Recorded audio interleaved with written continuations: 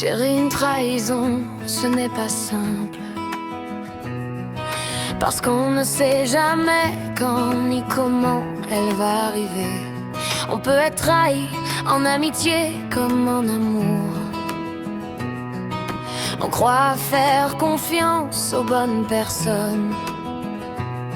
On donne des mots, des actes, des sentiments.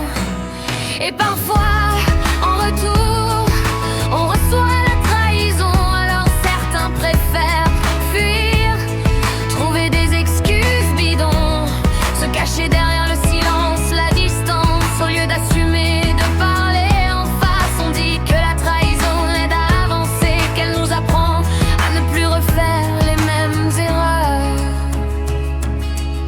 Mais ce qui fait le plus mal, c'est que ça vient toujours de ceux dont on ne se méfie pas. On te croit fort, on te croit sincère, mais en réalité, tu as aussi tes faiblesses. Comme tout le monde, tu dis homme, mais tu n'assumes pas. Tu préfères fuir plutôt que régler un conflit, remplacer plutôt que discuter, écrire un message plutôt que regarder la personne en face. Tu donnes une fausse confiance, tu joues avec les sentiments. Tu parles de présence alors que tu disparais dès que ça devient vrai. Hey, comment peut-on trahir quelqu'un qui a déjà été trahi par le passé? Tu voulais tout savoir, tout comprendre, mais quand la vérité arrive, tu fuis, fuis.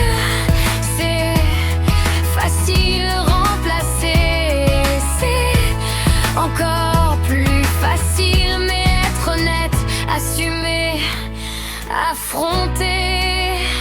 Oh ça, tout le monde n'en est pas capable.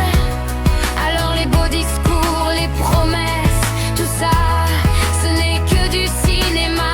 À force de mentir, tu es devenu le roi des mythos. La seule façon d'éviter de retrahir, c'est d'être sincère. Sinon, reste dans le rétro, avec ta couronne de mensonges.